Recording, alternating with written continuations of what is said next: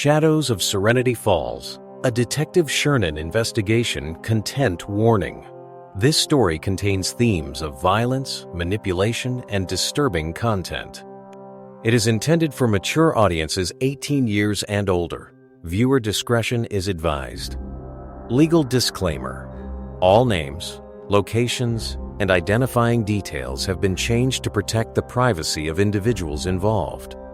Any resemblance to actual persons, living or deceased, or actual events is purely coincidental. This story is presented for entertainment and educational purposes only. Introduction: the rain hammered against my office window like an urgent messenger with bad news. Lightning cracked the night sky, illuminating the forgotten corners of Serenity Falls for brief, revealing moments. It was nearly midnight when my phone rang, cutting through the rhythm of the storm. In my 23 years as a detective specializing in cold cases and unsolvable mysteries, I'd learned that calls at this hour rarely brought good tidings. "Detective Shernan," I answered, my voice carrying the weight of countless sleepless nights and the burden of truths too heavy for most to bear. "We need you at Blackwater Lake. We've found something unusual." Captain Reeves's voice was tight, controlled, but I could hear the underlying tension. In our line of work, unusual typically meant disturbing beyond imagination. I grabbed my weathered leather jacket and car keys. The bitter coffee on my desk had gone cold hours ago, much like the trail of justice in too many of my cases. But tonight felt different. Tonight, the darkness seemed to whisper secrets, and I was determined to listen.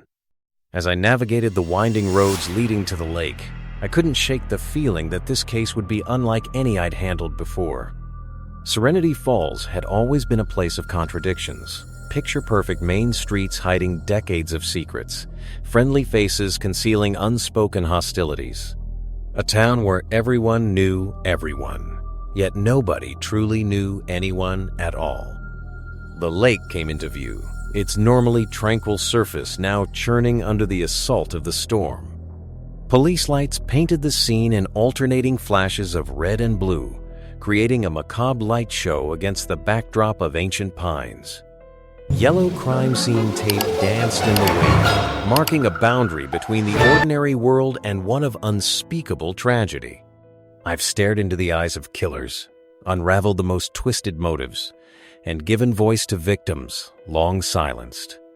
But nothing could have prepared me for what awaited at Blackwater Lake that night. A mystery that would challenge not just my skills as a detective, but my very understanding of human nature itself. What I didn't know then was that this case would lead me down a rabbit hole of deception so deep that I'd question everything I thought I knew about truth and justice. Ask yourself, what would you do if the truth you sought was more disturbing than the lies concealing it? How far would you go to bring justice to those who can no longer speak for themselves? This is the story of how a seemingly idyllic lakeside community became the stage for one of the most complex cases of my career, a tangled web of secrets, betrayal, and a darkness that had been lurking beneath the surface of Serenity Falls for generations. The discovery. The scene at Blackwater Lake was organized chaos. Forensic technicians in white suits moved methodically around the shoreline, their flashlights cutting through the darkness like searching eyes.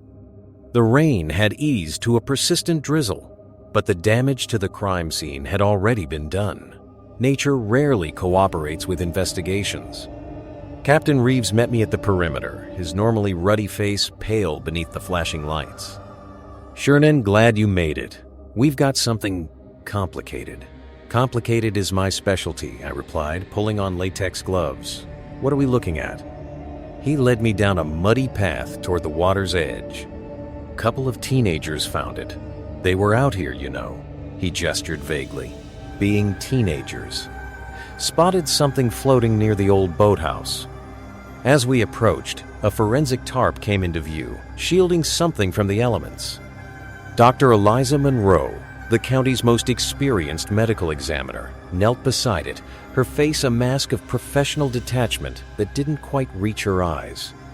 "Detective Shernan," she nodded as I approached. "This one's going to keep us up at night. "Show me," I said, bracing myself. She pulled back the tarp, revealing what at first glance appeared to be a vintage steamer trunk, the kind wealthy travelers used in the early 20th century. Its leather exterior was weathered, brass fixtures green with age and exposure, but it was what had been inside that trunk that sent ice through my veins.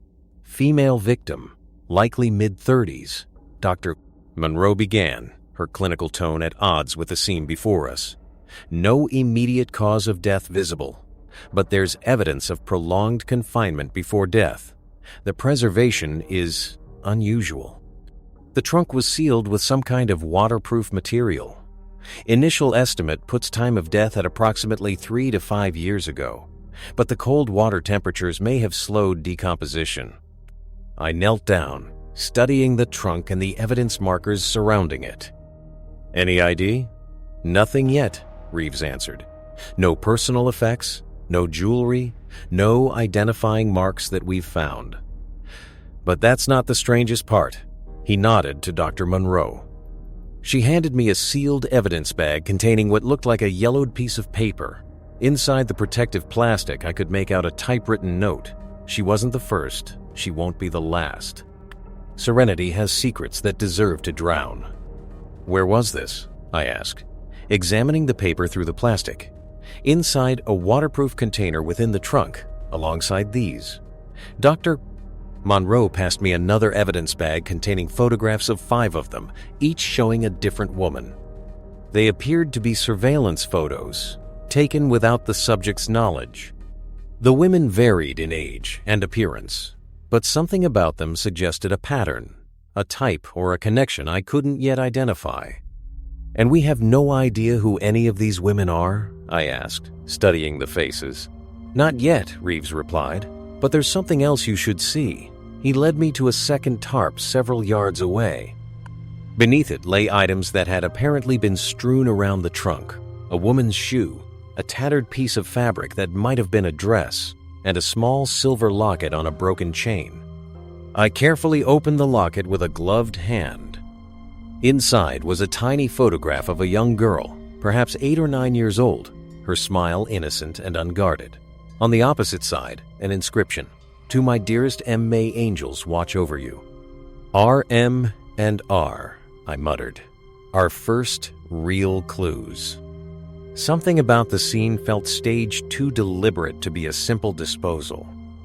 This trunk wasn't meant to stay hidden forever. It was meant to be found eventually. The question was, why now? As I surveyed the lake, the surrounding forest, and the distant lights of Serenity Falls, a chill that had nothing to do with the rain crept up my spine. Whoever had done this wanted to tell a story, wanted to be noticed. In my experience, that meant one of 2 things. Either this was the beginning of something larger, or it was the culmination of a plan years in the making. "I want the trunk and everything associated with it transported to the lab immediately," I said. "And I need a list of every missing persons case within a 100-mile radius for the past 10 years, particularly women in their 30s. "Already on it," Reeves nodded. "And the teenagers who found this?" I asked. "Alicia Bennett and Jason Miller. Both 17. Both shaken up but cooperative.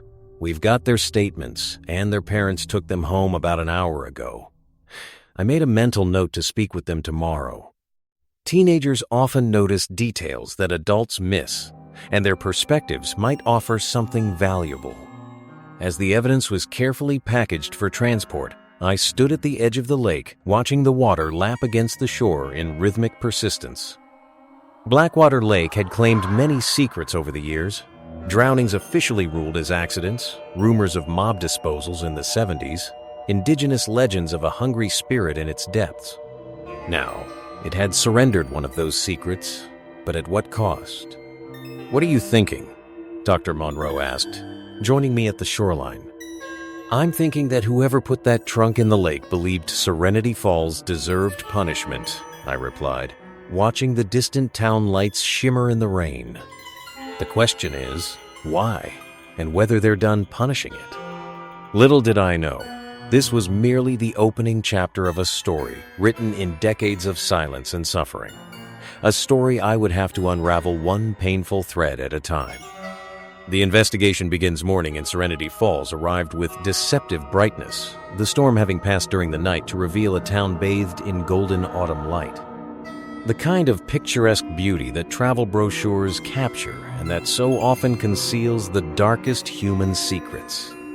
I'd set up temporary headquarters in a conference room at the local police station, walls already covered with photos, maps, and timelines. Chief Warren Parker, a barrel-chested man with 30 years on the force, had granted me full access to their resources despite the jurisdictional complications. Small-town police departments often resent outside involvement, but Parker seemed almost relieved to have me take point on the case. "Coffee's terrible, but it's hot," he said, placing a steaming mug in front of me. "Anything back from the lab yet?" "Preliminary reports only," I replied, pinning another photo to the board. The trunk dates to the 1930s, handcrafted, expensive. The kind of thing passed down through families or sold in high-end antique shops. They're running tests on the water content inside to determine if it was always in Blackwater Lake or moved there from elsewhere.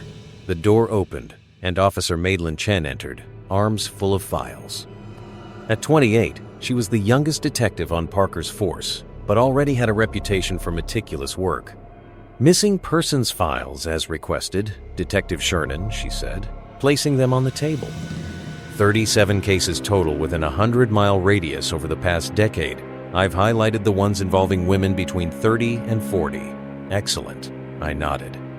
"Let's start cross-referencing with the photos we found." For the next several hours, we combed through files, searching for matches to the 5 women in the surveillance photos. The work was methodical, draining, but necessary. By midday, we had potential matches for 2 of the women. Sarah Jenkins, 34, reported missing from Oak Ridge, 30 miles north 3 years ago. Last seen leaving her job as a school counselor. Teresa Goodwin, 37, reported missing from Serenity Falls itself 4 years ago. Worked as a nurse at Serenity Falls General Hospital. "We need to interview their families," I said, studying their photos, "and I want to speak with those teenagers who found the trunk." "I've arranged for the Bennett girl and the Miller boy to come in after school," Officer Chen replied. "Around 3:30. "Good. In the meantime, let's dig deeper into Teresa Goodwin's life here in Serenity Falls. She's our strongest connection to the town so far." The Serenity Falls General Hospital stood on the edge of town, a 5-story brick building constructed in the 1970s. The head nurse, Deborah White, had worked with Teresa Goodwin and agreed to speak with me during her lunch break. We sat in the hospital cafeteria, the smell of institutional food and disinfectant hanging in the air. Nurse White was in her 50s, with tired eyes that had seen too much suffering and silver-streaked hair pulled back in a practical bun. "Teresa was one of our best," she said, stirring her untouched coffee. "Compassionate, thorough, always willing to take difficult cases and extra shifts. The patients loved her." "Did she have any enemies that you know of?" I asked. "Anyone who might have wished her harm?" Nurse White hesitated, her fingers nervously tracing the rim of her cup. "Not enemies exactly. But there was an incident, about 6 months before she disappeared." "What kind of incident?" "A patient died unexpectedly. Edward Blackwood, elderly man with pneumonia. He was recovering, then suddenly took a turn for the worse overnight. Teresa was on shift." She leaned forward, lowering her voice. "There was an investigation, suggestions of potential negligence, but nothing was ever proven. Teresa was devastated, insisting she'd followed all protocols. Eventually, the hospital cleared her, ruling it as natural causes." How did the family react? His son, Victor Blackwood, was furious. "He's a powerful man in this town and owns the lumber mill, half the commercial real estate. He threatened lawsuits, criminal charges, and vowed to destroy Teresa," his exact words. I made a note. Did anything come of these threats? "Not officially. The hospital's legal team got involved, and eventually Victor backed down publicly. But Teresa mentioned feeling watched in the weeks after. Said she would see Victor's car parked near her house or spot him in places she was visiting. She reported it to the police, but, Nurse White sighed. But Victor Blackwood has friends in every department in this town. Nothing came of her complaints. And when she disappeared, we all had our suspicions, she said carefully. But there was no evidence. Victor had an alibi. He was at some charity event in Boston the weekend she vanished. Very public, lots of witnesses. I wrote down Victor Blackwood's name and circled it twice. One more thing, I said, sliding the evidence photo of the locket across the table. Have you ever seen this before? Nurse White studied it, her expression changing subtly. I can't be sure, but Teresa used to wear a locket. She said it contained a picture of her niece. She looked up at me, realizing it was dawning. Did you find this with her? We're still identifying the victim, I said carefully, but this was found at the scene. Do you know if her niece's name started with M? Madeline? She whispered. The girl's name was Madeline. By the time I returned to the station, the forensic report on the trunk had arrived. Dr. Monroe had delivered it personally and was waiting in the conference room. The victim is definitely Teresa Goodwin, she confirmed, handing me the file. Dental records match. Cause of death is more complicated evidence of sedatives in her system, but the actual cause appears to be suffocation. She was alive when placed in that trunk, Detective. Probably sedated, but alive.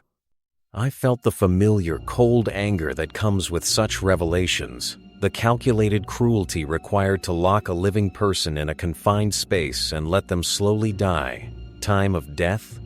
Between 4 and 5 years ago, consistent with when she was reported missing. The trunk was waterproofed, but not completely. Water seeped in slowly over time, which actually helped preserve certain evidence. She pointed to a section of the report. Including these fibers embedded in her fingernails, suggests she regained consciousness and tried to claw her way out. I closed the file, the image too vivid in my mind. Any DNA under those nails? Hair? Anything we can use? Nothing conclusive yet. But there's something else you should see. She opened her laptop, pulling up images of the inside of the trunk. We found this carving on the interior base, beneath where the body was positioned. It wouldn't have been visible until we removed everything. The image showed a crude carving of a simple symbol etched into the wood, a circle with a line drawn vertically through it. Mean anything to you? I asked. Not directly, Dr. Monroe replied. But I sent it to a colleague who specializes in symbolism and iconography. He suggested it might be a simplified phi symbol, representing the golden ratio in mathematics. It's also sometimes used to represent perfect balance or divine proportion. Balance, I repeated. Like justice? Possibly. Or it could be something personal to the killer, a signature of sorts. Our conversation was interrupted by Officer Chen. Detective Shernan, the teenagers are here to give their statements. I nodded. Let's see what they can tell us about that night at the lake. As I prepared to interview Alicia Bennett and Jason Miller, I couldn't shake the feeling that we were only seeing the surface of a much deeper mystery. The trunk, the photos of other women, the cryptic note about Serenity's secrets all pointed to something systematic, something that had been happening in this town for years without detection. If you were living in a community where such darkness lurked beneath the surface, would you notice the warning signs? Or would the peaceful facade blind you to the shadows moving just out of sight? The teenagers sat awkwardly in the interview room, the fluorescent lights harsh against their young faces. Alicia Bennett was petite with intelligent eyes and nervous hands that couldn't stay still. Jason Miller was taller, athletic, with the watchful demeanor of someone accustomed to taking life's punches. I appreciate you both coming in, I began, keeping my tone conversational. I know you've already given statements, but sometimes details come back after the shock wears off. We want to help, Alicia said earnestly. It was awful what we found. Can you walk me through that night? Start from the beginning. Why were you at Blackwater Lake after dark during a storm? They exchanged glances, a silent negotiation passing between them. It's my fault, Jason finally said. My dad's been difficult lately. Drinking a lot since Mom left. I needed to get out of the house, and Alicia agreed to meet me. We go to the lake sometimes, Alicia added. It's quiet, and no one bothers us there. Were you at the boathouse specifically, or did something bring you to that area? I asked. We were just walking along the shore, Jason explained, talking. Then Alicia noticed something in the water near the old pier. It was the moonlight, Alicia continued. When the clouds broke for a moment, I saw something reflecting in the water. We thought maybe it was trash, or a lost cooler, or something. Jason waded in to pull it closer to shore, she went on. When we realized it was an old trunk, we were actually excited. Like maybe we'd found treasure or something from the old resort that used to be there. But then we saw that it was leaking, Jason said, his voice dropping. There was this smell, and when we tried to open it, that's when you called 911. I nodded. Did you notice anyone else at the lake that night? Any vehicles, lights, sounds? They both shook their heads, but I caught a flicker of hesitation in Alicia's eyes. Alicia? Was there something else? She bit her lip. Probably nothing. But before we found the trunk, when we first got to the lake, I thought I saw someone near the ranger station. Just a shadow. Could have been anything. Did you tell the officers who took your statement about this? I tried, but they seemed focused on the trunk, and honestly, I wasn't sure if I really saw someone or if it was just my imagination. I made a note to check if the ranger station had security cameras. One more thing. Have either of you ever seen this symbol before? I showed them a sketch of the circle with the vertical line. Jason shook his head, but Alicia's reaction was immediate. Her eyes widened slightly. You recognize it, I said. It wasn't a question. Not exactly, she said carefully, but something similar. There's this abandoned property on the edge of town, the old Caldwell estate. Some of the kids go there to hang out. That symbol, or something like it, is carved into one of the trees near the back of the property. How recently have you seen it? Last summer. We had a bonfire there for someone's birthday. Would you be able to show me exactly where? She nodded, though reluctantly. I guess so. But we're not supposed to be on that property. I'll take care of that part, I assured her. After the teenagers left, I added the Caldwell estate to my growing map of Serenity Falls, connecting it with a red thread to the lake and the hospital. Patterns were emerging, faint outlines of a picture I couldn't yet fully see. Officer Chen knocked on the door frame. Detective? We may have identified another woman from the photos.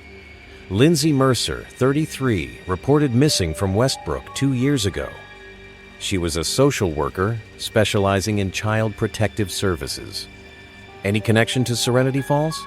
Nothing obvious yet, but we're pulling her case files to see if she had any clients in this area. I nodded, studying the 3 photos we'd identified so far. A school counselor, a nurse, and a social worker.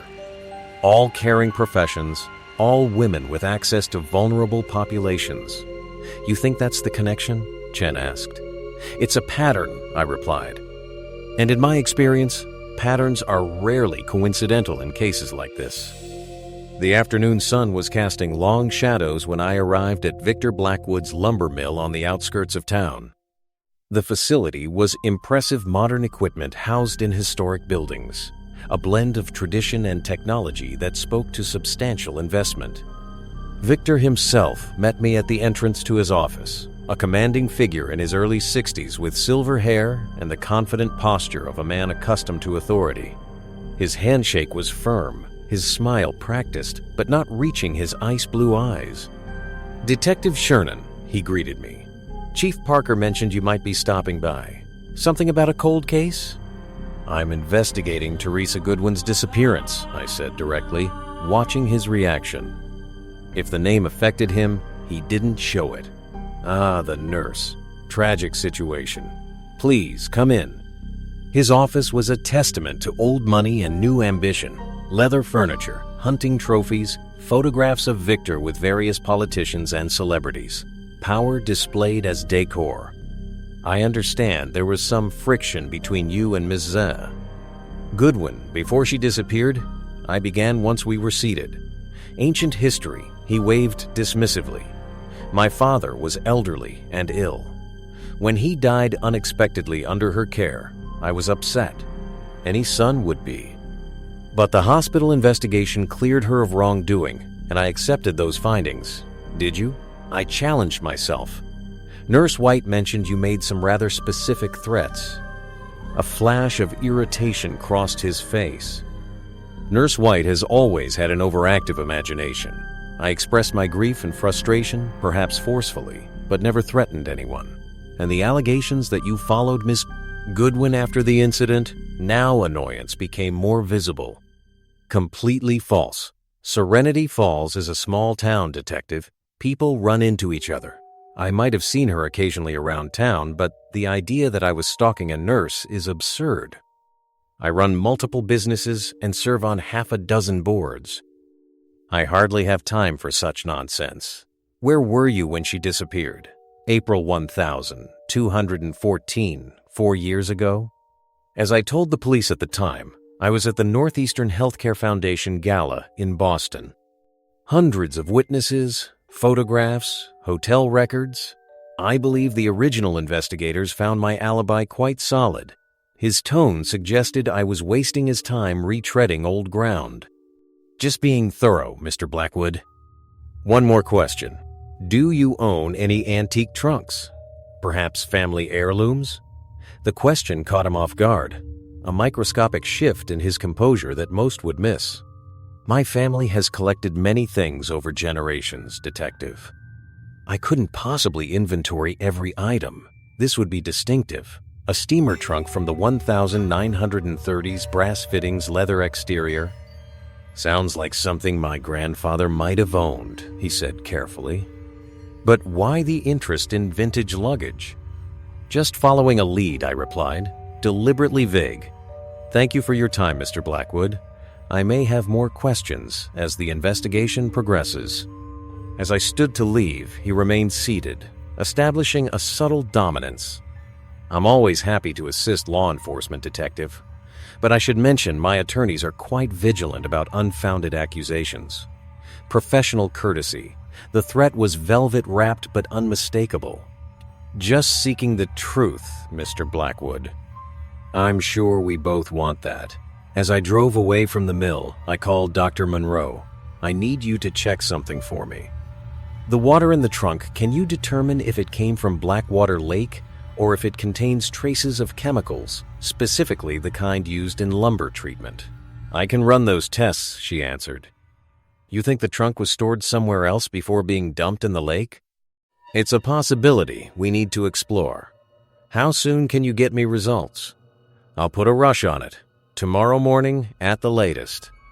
Night was falling as I headed back to town, the streets of Serenity Falls transforming in the gathering darkness. By day, it was postcard perfect Americana by night. The shadows between buildings seemed deeper, the spaces between streetlights longer. I couldn't help feeling that the town itself was watching me, evaluating whether I was worthy of learning its secrets or destined to become just another investigator who came close but ultimately failed to uncover the truth. Ask yourself, how well do you really know your community? What secrets might be hiding behind the friendly smiles and familiar faces of your neighbors? And if you discovered something truly disturbing, would you have the courage to bring it into the light, no matter the cost? The pattern emerges. The Caldwell estate sat abandoned on the northeastern edge of Serenity Falls, a once grand property now reclaimed by nature and teenage mischief. Alicia Bennett had agreed to meet me there at first light, and she was waiting by the rusted gates when I arrived, bundled against the morning chill. Thanks for doing this, I said as we ducked through a gap in the perimeter fence. I know, coming back here probably isn't comfortable. She shrugged, trying to appear nonchalant though her tension was evident. It's important, right? To help find whoever did that to Ms. Goodwin. The property was larger than I expected, the main house barely visible through overgrown trees. We followed what had once been a garden path, now a tunnel of encroaching vegetation. "How long has this place been abandoned?" I asked as we walked. "Forever, as far as I know," Alicia replied. "My mom says the last Caldwells left town in the 90s after some big scandal, but no one really talks about it. What kind of scandal? Not sure. Whenever I ask, adults get weird and change the subject." The house itself was a Victorian monstrosity, its grandeur decayed but still imposing. Broken windows stared like vacant eyes, and the front door hung partially open, an invitation to the unwary. "We don't need to go inside," Alicia said quickly. "The tree with the symbol is around back, near the old greenhouse." We skirted the main building and continued through what had once been formal gardens, now wild and overgrown. The remnants of a greenhouse appeared ahead, its glass panels mostly shattered, iron framework reaching skyward like the ribcage of some massive creature. "There," Alicia pointed to an ancient oak about 20 yards beyond. The tree was massive, its trunk wider than my car, and there, carved into the bark at about eye level, was the symbol of a circle with a vertical line, identical to what we'd found in the trunk. But here, there was more surrounding the main symbol, were smaller markings, dates ranging back decades, the earliest I could make out being from 1972. "Do you know what these dates mean?" I asked Alicia. She shook her head. "We always thought it was just people marking when they came here, you know? Like carving your initials in a tree." I took photos of the symbol and the dates, then examined the area around the tree more carefully. The ground showed signs of repeated foot traffic, and about 10 feet away, I noticed a patch where the earth appeared different, more compact, less vegetation. "Has anyone ever mentioned people digging around here?" I asked. "Not that I know of," Alicia replied, growing increasingly uncomfortable. "Detective Shernan, what does this have to do with what happened to that woman?" I chose my words carefully. "I'm not sure yet. But symbols like this often have meaning to the people who use them. This could help us understand the person responsible." As we made our way back toward the entrance, Alicia suddenly stopped. "Wait, there's something else I remembered. Last year, after a party here, my friend Zoe said she found a box buried near that tree. Most of us thought she was making it up for attention. What kind of box? A metal lockbox, like for documents. She said there were papers inside, but she got spooked and put it back. We all forgot about it until now. Is Zoe still in town? Yeah, she works at the diner on Main Street." Zoe Carpenter. I thanked Alicia and dropped her home before heading directly to the county records office. If the Caldwells were at the center of some local scandal, there might be official documentation or conspicuous gaps where such documentation should be. The records office was housed in the basement of the county courthouse, a labyrinth of filing cabinets and archival boxes attended by a single clerk, Marion Ellsworth, a woman in her 70s who had apparently been managing Serenity Falls paper trail since records began. "Caldwell Estate?" she repeated when I asked. "Now that's a name I haven't heard in some time. What's your interest, if you don't mind my asking?" "I'm investigating a case that may connect to the property," I explained. "I'm particularly interested in any police reports, property transfers, or court cases involving the Caldwell family from the 1970s through the 90s. Marion's expression grew guarded. "Most of those records would have been digitized by now," she said carefully. "But there was a fire in '98 that damaged quite a few of our paper archives from that period. Particularly unfortunate timing, just as the county was beginning the digitization project." "Convenient timing," I noted. "Were any backup copies kept?" "Not to my knowledge. The budget for such things was limited." I sensed Marion knew more than she was saying. "Ellsworth, I'm investigating a murder. Possibly several murders. If there's anything you can tell me about the Caldwells that might help, now would be the time." She glanced around the empty archive room, then lowered her voice. "I shouldn't say this, but there were rumors. Harold Caldwell, the last one to own the estate, had connections, powerful friends in the county government, the police department, even judges. What kind of rumors? Girls going to work at the estate and then leaving town suddenly. Financial irregularities with the family business. Harold's wife died under strange circumstances in '83, officially ruled an accident, but she shook her head. Look up an officer named Frank Daniels. He retired from the force in '95, moved to Arizona. He tried to investigate the Caldwells back then, but got shut down hard. Do you know how I can contact him? Last I heard, he was still alive, living outside Phoenix. He used to send Christmas cards to some folks here. She scribbled something on a notepad and slid it across to me with a phone number with an Arizona area code.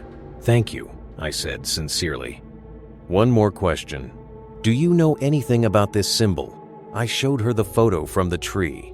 Marion's reaction was stark. Her face paled, and her hand trembled slightly. Where did you see that? It was carved into a tree on the Caldwell property, surrounded by dates going back to the '70s. She abruptly stood. I'm sorry, Detective. I've said too much already. I have work to attend to, Ms. Ellsworth, please. Some things in this town are better left buried, for everyone's safety. And with that, she retreated into the labyrinth of archives, effectively ending our conversation.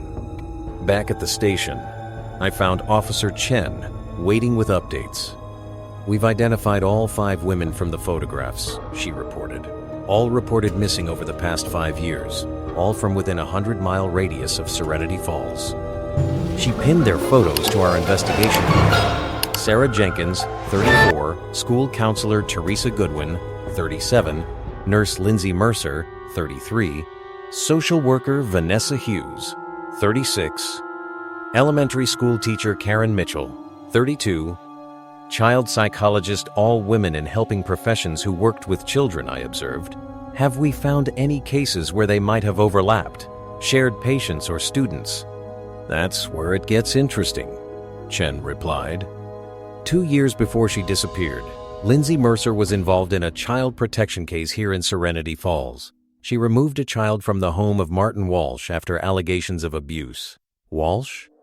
The name sounded familiar. He works maintenance at Serenity Falls High School. But here's the connection. Karen Mitchell was the psychologist who evaluated the child and made the initial report that started the investigation. So 2 of our victims were directly involved in the same case, I said. What happened to Walsh? Charges were eventually dropped due to lack of evidence. The child was returned to his custody 6 months later. But there's more. Sarah Jenkins counseled the same child when the family briefly moved to Oak Ridge during the investigation. 3 connections now.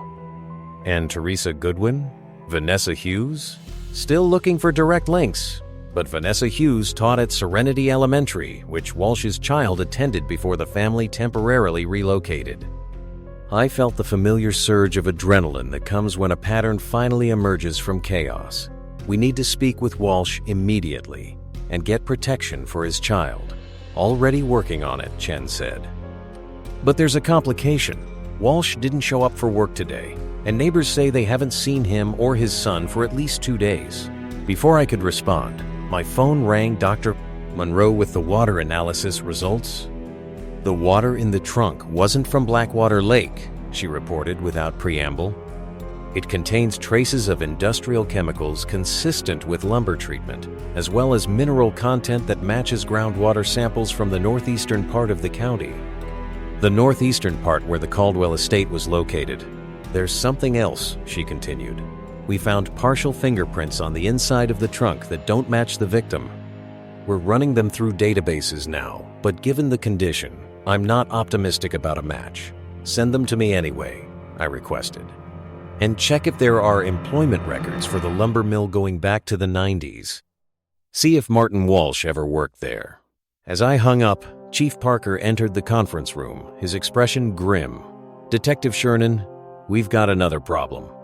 A hiker just reported finding a fresh grave in the woods about a mile from the Caldwell property. Shallow, recently disturbed. Have you secured the scene? He nodded. Team's on their way now. Thought you'd want to be there. Definitely, I said, grabbing my jacket. Officer Chen keeps trying to locate Walsh and his son. And see if you can find that teenager, Zoe Carpenter, who works at the diner. I need to know what she found buried at the Caldwell estate. As we headed out, I couldn't help but feel that the case was accelerating, pieces falling into place, but creating a picture more disturbing than I had initially imagined. What had started as one body in a trunk was expanding into something systematic, something that spanned decades and involved some of Serenity Falls' most prominent citizens. What would you do if you discovered that the town you called home had been harboring dark secrets for generations? Would you push forward toward a truth that might destroy the community, or would you turn away, allowing the shadows to remain undisturbed? The hidden graves. The forest surrounding the Caldwell estate was dense with pine and oak, the ground carpeted with decades of fallen leaves.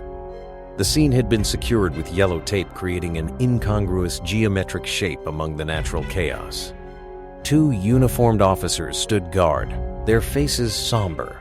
Dr. Monroe was already there, kneeling beside what was clearly a shallow grave, recently disturbed. The earth had been clumsily piled back, branches and leaves scattered on top in a hasty attempt at concealment. "What do we have?" I asked as I approached. Male victim, approximately 40 to 45 years old, replied without looking up. Preliminary cause of death appears to be blunt force trauma to the back of the skull. Time of death was estimated at 36 to 48 hours ago. Martin Walsh? I asked. Can't confirm identity yet, but the physical description matches. I surveyed the scene, noting the drag marks leading from a narrow dirt path about 30 yards away. He was killed elsewhere and brought here for burial. That would be my assessment, Dr. Monroe agreed. The body shows signs of being transported abrasions, consistent with being dragged across rough terrain. Any sign of the boy? She shook her head. Nothing so far. Teams are still searching the surrounding area. Something about the location bothered me. Why here? If this is Walsh, and he's connected to the women in the photographs, why not dispose of his body in the lake like Teresa Goodwin? Perhaps there wasn't time, Chief Parker suggested, joining us. This burial was rushed, amateur, different from the methodical approach with the trunk, or a different killer, I mused. We could be looking at multiple perpetrators. As the forensic team worked to carefully exhume the body, I walked the perimeter of the scene, studying the ground, the surrounding trees, looking for anything out of place. About 50 yards north, I noticed a tree with an unusual marking. Not the circle and line, but a simple X carved freshly into the bark. Chief, I called. We need to check the ground here. Ground-penetrating radar was brought in, and by late afternoon, we had located 3 more graves, all older than Walsh's, all carefully hidden beneath the forest floor. The excavation would take time, but preliminary examinations suggested the remains had been there for years, possibly decades. We need to expand the search area, I told Parker. There could be more. He nodded grimly, the weight of what we were uncovering visible in his eyes. I'll call in additional resources from the state. My phone rang Officer Chen with an update. We found Zoe Carpenter at the diner. She confirmed finding a metal box near the tree at the Caldwell estate last year. Says it contained newspaper clippings and what looked like a journal. Did she read any of it? Just enough to be scared. The clippings were about missing persons cases dating back to the 70s. The journal had the circle line symbol drawn throughout. She put everything back and covered it up. We need to find that box, I said. Get a team to the estate immediately, focused on the area around that oak tree, already on it. And detective? We still can't locate Walsh's son, but we found something at their house. A bus ticket to Boston purchased online yesterday, and the neighbor saw a car picking someone up late last night. Wasn't Walsh's vehicle. Get a description of the car and check traffic cameras. And put out a bolo for the boy Ethan Walsh, 12 years old. As I hung up, Dr. Monroe approached with a grim expression. Detective, you need to see this. She led me to where the forensic team had begun processing one of the older graves. We found this with the remains. She held up an evidence bag containing a tarnished locket, identical in design to the one found with Teresa Goodwin. "There's an inscription inside this one too," she said. "To my dearest C, may angels watch over you. R. Same handwriting as the other locket, I noted. Different initial." "There's more," she continued. "Preliminary examination suggests these remains are female, approximately 30 to 40 years old at time of death. And, based on clothing fragments and decomposition, she's been buried here for at least 20 years. 20 years. Long before Teresa Goodwin, before any of our 5 identified victims, whatever was happening in Serenity Falls had been going on for decades." "R," I muttered. "Who is R?" By nightfall, the investigation had expanded dramatically. State police had arrived with additional forensic resources, and the search area now covered several acres surrounding the Caldwell estate. 4 more graves had been located, bringing the total to 8, including Walsh's fresh burial. I returned to the station to find our investigation board had grown to cover an entire wall. Officer Chen had been digging through historical records and old newspaper archives. "I think I found something," she said as I entered. "After what Marion Ellsworth told you about the records fire, I checked newspaper archives from neighboring counties that might have covered Serenity Falls news." She pointed to a yellowed newspaper clipping dated October 1983. "Rebecca Caldwell, wife of Harold Caldwell, died in what was ruled an accidental fall at their estate. The article mentions she was survived by her husband and their teenage son, Richard." "Rebecca Caldwell," I repeated. "RC, exactly. And there's more. I found birth records showing Rebecca had 3 daughters from a previous marriage before she married Harold Caldwell. Their names were Margaret, Catherine, and Elizabeth. M, C, and E matching the initials in the lockets. What happened to the daughters? That's where the trail gets murky. There are school records for them in Serenity Falls until the early 80s, then nothing. No death certificates, no marriage records, nothing to indicate they left town. They just vanished from official records. Around the time Rebecca died, I noted. Chen nodded. And 1 year before, the earliest date carved on that tree. The pieces were aligning into a pattern too disturbing to ignore. What about Richard Caldwell, Harold's son? Left town after his father died in 1995. Last known address was in Seattle, but that was over 15 years ago. I studied the timeline we'd constructed. So we have Rebecca Caldwell dying under suspicious circumstances in 1983. Her daughters disappear from records around the same time. The first date on the tree is 1984. Harold dies in 1995. Richard leaves town, and suddenly there's a convenient fire in 1998 that destroys records from that period. And now women in helping professions who worked with Martin Walsh's son are turning up dead, Chen added. What's the connection? Before I could respond, my phone rang the Arizona number Marion Ellsworth had given me for retired officer Frank Daniels. "Detective Shernan," I answered. "This is Frank Daniels," came a gravelly voice. "Marion called, said you're digging into the Caldwells. Said it was important. Very important, Mr. Daniels. I'm investigating multiple homicides that may connect to the Caldwell family." A heavy sigh came through the line. "Been waiting 30 years for this call. What do you want to know?" "Everything you couldn't prove back then." There was a pause then. "Not over the phone. Some things need to be said in person. I can be in Serenity Falls tomorrow afternoon." After arranging to meet Daniels, I rejoined the team at the estate, where the excavation was continuing under powerful lights. The scene was surreal. A patch of forest transformed into an archaeological dig, the grim purpose lending an oppressive weight to the air. Dr. Monroe met me at the perimeter. "We've recovered remains from 6 of the graves so far."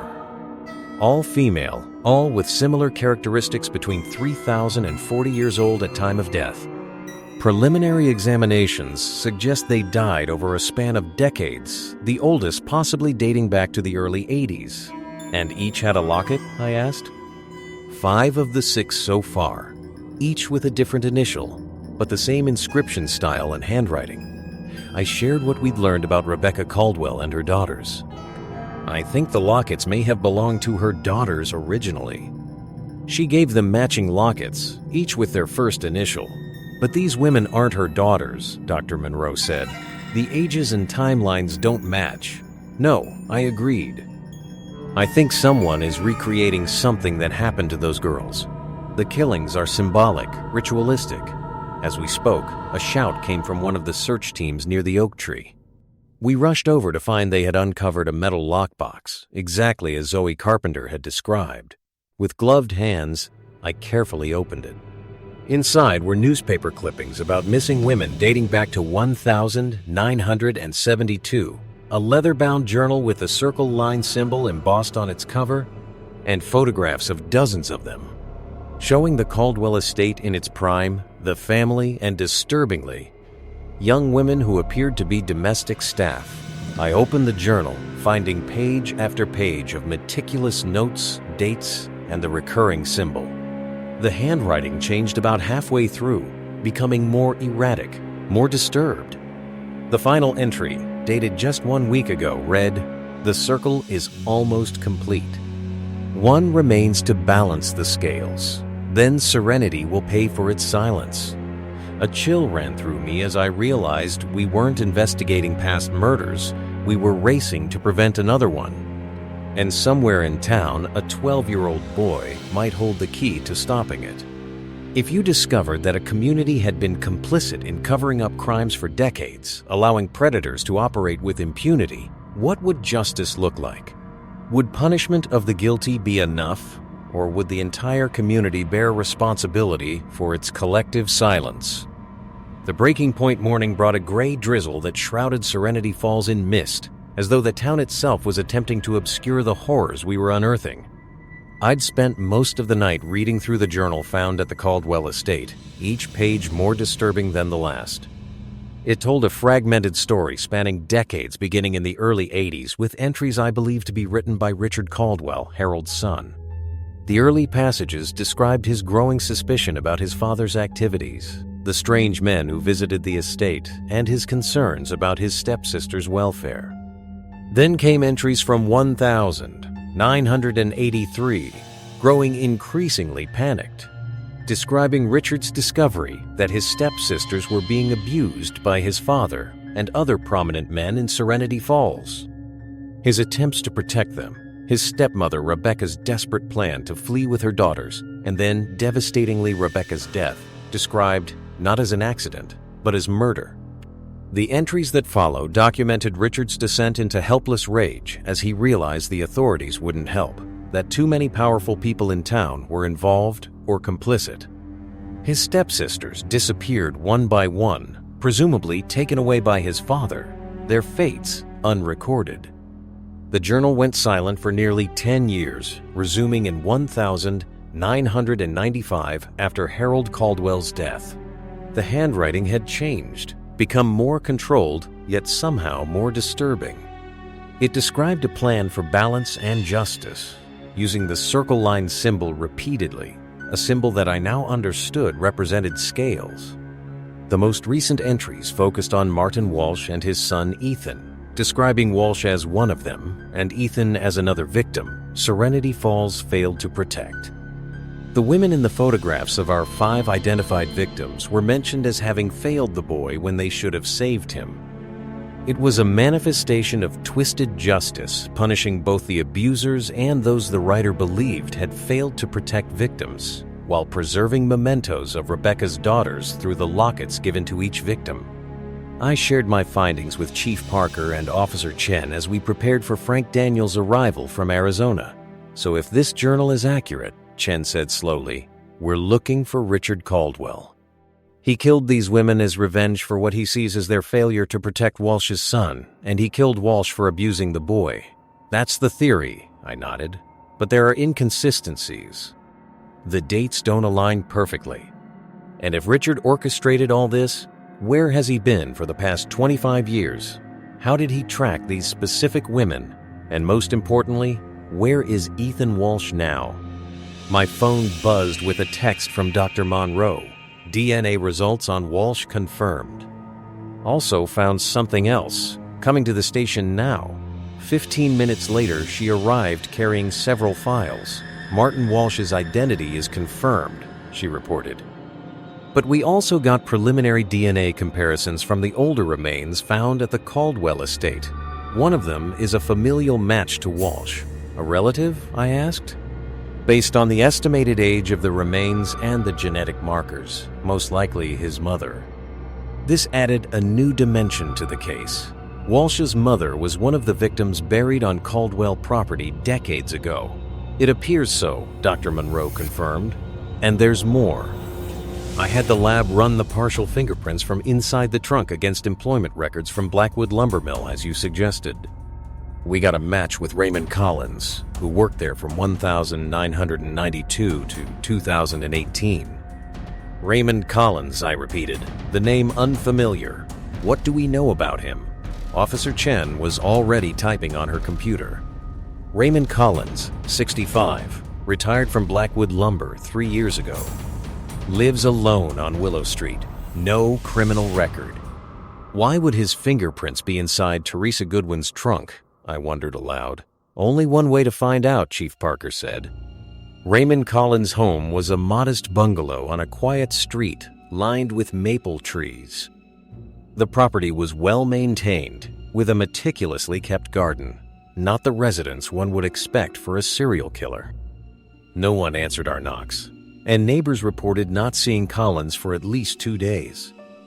With probable cause established, we entered the residence.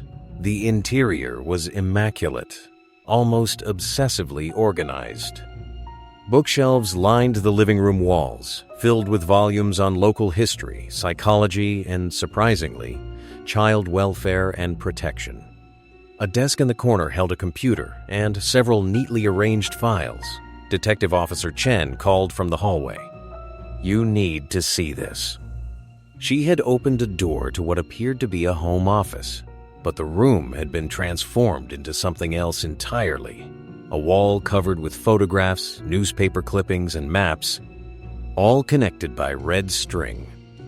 At the center was a large version of the circle line symbol, and beneath it, a black and white photograph of 3 young girls, with a woman I assumed was Rebecca Caldwell. "He's been tracking these cases for years," Chen said quietly. I examined the wall carefully. It documented not just our 5 known victims, but dozens of cases spanning decades, all connected to Serenity Falls in some way, all with annotations suggesting failures of the system to protect children. "Look at this," I said, pointing to a photograph of a young boy, clearly Ethan Walsh, with notes about his case and the professionals who had been involved. But it was another photo that truly caught my attention. A staff picture from Blackwood Lumber Mill dated 1993. In it, a younger Raymond Collins stood next to a man I recognized from old newspaper photos as Harold Caldwell. And on Harold's other side, a young man in his 20s who bore a striking resemblance to both men. "Richard Caldwell," I murmured. Collins knew him. As we continued searching the house, my phone rang. Frank Daniels had arrived at the station. "We'll be there in 20 minutes, I told him, then turned to the team. "Take everything from this room and put a bolo out for Raymond Collins." Frank Daniels was older than I expected, well into his 70s, with a weathered face and alert eyes that suggested he'd seen more than his share of darkness. We sat in the conference room, where I'd had Officer Chen update our investigation board with the new information. "Never thought I'd set foot in this town again," Daniels said, studying the board. "Never wanted to, but some ghosts don't rest easy." "Tell me what you know about the Caldwells," I said. Daniels sighed heavily. Harold Caldwell was Serenity Falls royalty, old money, major employer, friends in every important position. "In the early 80s, I was a detective here, and I started noticing a pattern of young women going missing, mostly from surrounding towns, mostly with troubled backgrounds that meant fewer questions when they disappeared. The trail led back to the Caldwell estate? Eventually, Harold had a taste for young women, and he wasn't the only one. There was a group of prominent men who protected each other. Victor Blackwood's father was part of it. So was Martin Walsh's father. The connections were becoming clearer, and Rebecca Caldwell discovered what was happening. She found evidence that her own daughters were being victimized. "Come to me for help." His voice grew tight. I told her to gather evidence, document everything. Told her I needed more to go against men that powerful. But she died before she could give you that evidence. Daniels nodded, his eyes haunted. Found at the bottom of the stairs with a broken neck. Harold claimed she was drinking, fell accidentally. The medical examiner, another friend of Harold's, ruled it an accidental death. I knew better, but couldn't prove it. What happened to her daughters? The official story was they were sent to boarding school back east. No one ever saw them again. I tried to locate them, but the schools had no record of them ever enrolling. And Richard? I asked. Richard was different. Quiet kid, always watching. After Rebecca died, he became withdrawn, started asking questions about his stepsisters. Harold sent him away for a while, some kind of institution. When he came back, he was compliant. Then after Harold died in '95, Richard disappeared too. I showed him the staff photo from Blackwood Lumber. Have you ever heard of Raymond Collins? Daniel studied the photo, then nodded slowly. He worked for the Serenity Falls PD before joining Blackwood Lumber. Left the force around 91 or 92. He was a police officer. This was unexpected. Evidence technician, not sworn officer.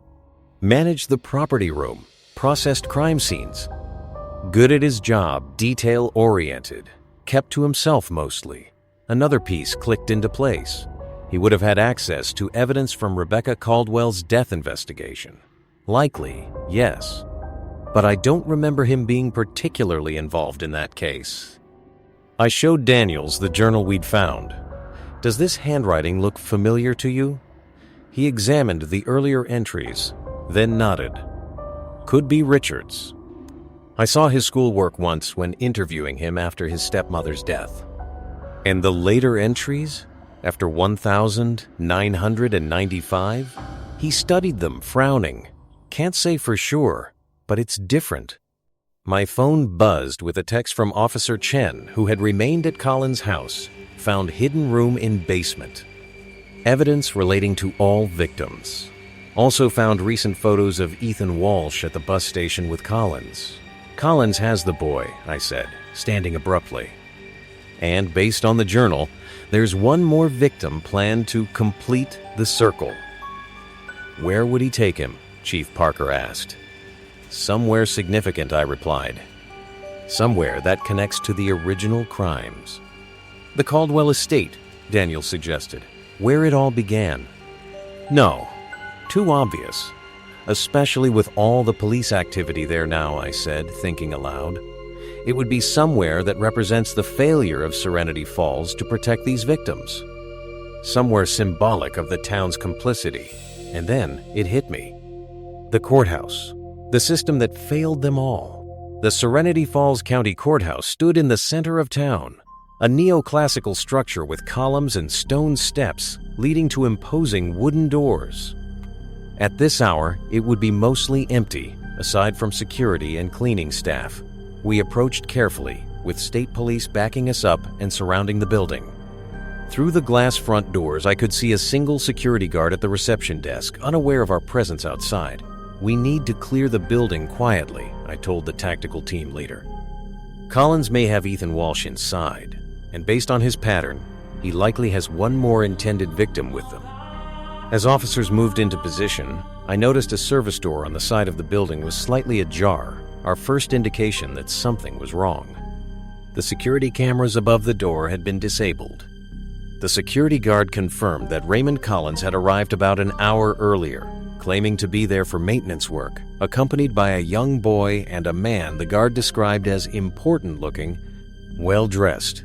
Victor Blackwood, I realized aloud. The last piece of the puzzle clicked into place. Collins hadn't chosen Blackwood's father as his final victim. He couldn't, as the elder Blackwood was already deceased. He had chosen the son who had continued the family legacy of power and corruption. We moved through the building methodically, room by room, floor by floor. The courthouse was eerily silent, our footsteps echoing on marble floors as we searched. It was Officer Chen who found them in the main courtroom on the top floor, the most symbolic location in the building. She reported by radio, third floor courtroom. Visual confirmation of Collins with the boy and Blackwood. Blackwood is restrained in the judge's chair. The boy appears unharmed. Collins is armed. Hold position, I instructed. I'm coming up.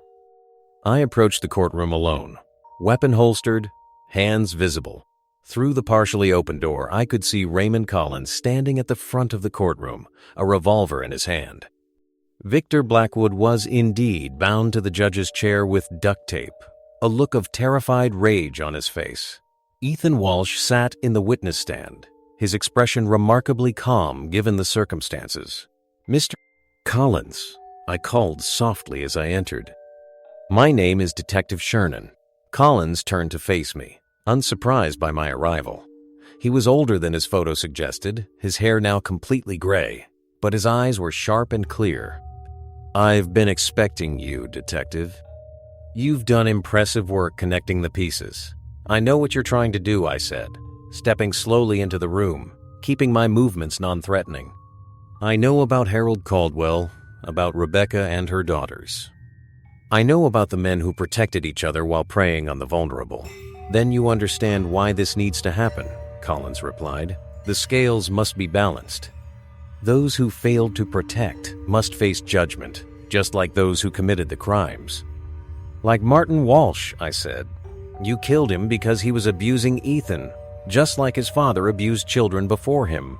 The cycle continues until someone breaks it, Collins said simply.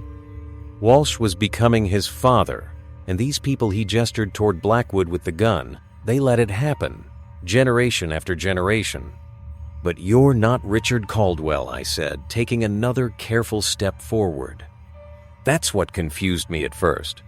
The journal changes handwriting because it passed from Richard to you. A sad smile crossed Collins' face. Richard was my nephew. Rebecca was my sister. The final connection fell into place. You were the evidence technician who processed Rebecca's death scene. You knew it wasn't an accident. I found her body, Collins said, his voice suddenly raw with emotion. Saw what Harold had done to her, reported it as suspicious. The medical examiner overruled me, said I was seeing things that weren't there. The police chief, Blackwood's godfather, told me to drop it or lose my job. So you left the force and went to work for Blackwood Lumber to stay close to Harold Caldwell, I continued, reconstructing the story, to watch him. And you connected with Richard, helped him document what was happening. Richard was just a boy, trapped in that house with monsters. I couldn't save my nieces. Harold had already made them disappear. But I could help Richard. What happened to Richard? I asked, taking another step closer, now about 15 feet from Collins. He couldn't live with what he knew, Collins said quietly, with what he'd seen in that house. He took his own life in 1996, leaving all his documentation to me. Made me promise to finish what he started to bring balance. By killing women who you felt failed to protect children like Ethan, I challenged myself. Teresa Goodwin tried to help Harold Caldwell's victims before she knew what was happening. The same with the others. They were trying to work within a broken system. They had the power to do more, Collins insisted. They saw the signs with Ethan, and each one passed the responsibility to someone else. Just like the police did with my sister. Just like the courts did with every victim in this town for decades. I was close enough now to see the tears in his eyes, the tremor in his hand holding the gun. Raymond, this isn't justice. Rebecca wouldn't want this. "You don't know what she would want," he snapped. "She died trying to save her daughters while this town looked away, the same way they looked away from every victim since." From the witness stand, Ethan Walsh spoke for the first time, his voice surprisingly steady. "He's right, Detective. No one listened to me. Not really." They all wrote reports and passed me around, but no one stopped him. The boy's words carried the weight of a truth. I couldn't deny the system had failed him, just as it had failed countless others before him. "Ethan," I said gently, "what happened to you was wrong. Your father hurt you, and the people who should have protected you didn't do enough. But this," I gestured to Blackwood struggling against his restraints, "this won't heal what happened." "Victor's father was there the night my sister died," Collins said. "He helped Harold cover it up, and Victor has continued protecting the powerful at the expense of the vulnerable. He deserves this judgment." "Maybe he does," I acknowledged. "But you don't deserve to spend the rest of your life in prison. And Ethan deserves a chance at a life without more violence." Collins looked at Ethan, genuine affection in his expression. "I've made arrangements for him. A family in Seattle, good people. He'll be safe there. There's no guarantee that if you do this," I countered. "But I can promise you this. If you put down the gun now, I will personally ensure that everything you and Richard documented comes to light. All of it, no matter who it implicates. The whole truth about Serenity Falls will be exposed." For several long moments, Collins stood motionless, the gun still pointed at Blackwood, who had begun to whimper through the gag in his mouth. Then, slowly, Collins lowered the weapon. "Promises from the police didn't save my sister or her daughters. I'm not just a policeman," I said. "I'm someone who's seen the pattern too, who's outside the system of protection that's existed here for decades. And I give you my word that the truth will come out this time." With a deep breath, Collins placed the gun on the table in front of him and stepped back. "The documentation is in a safe deposit box at First National. Richard kept recordings, photographs, details of everything that happened in that house. Names, dates, victims, all of it." As tactical officers moved in to secure Collins and free Blackwood, I approached Ethan, kneeling to meet his eyes. "You're safe now. No one will hurt you again." The boy studied me with eyes too old for his young face. "Will anyone believe what happened? Will they believe me?" "I believe you," I said firmly. "And yes, this time, people will listen.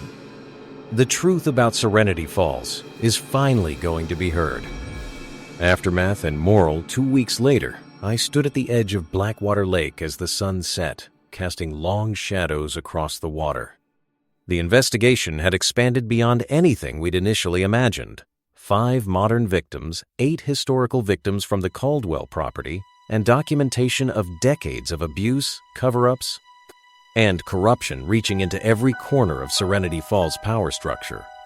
Victor Blackwood had been arrested, not for Teresa Goodwin's murder, but for obstruction of justice, evidence tampering, and as an accessory after the fact in multiple historical cases. The investigation into his family's decades-long participation in the abuse and cover-ups was ongoing. Raymond Collins would face justice for the murders he committed, but his extensive documentation had blown open a case that spanned generations. 3 current county officials had resigned. The state police had taken over the Serenity Falls Department pending a complete investigation.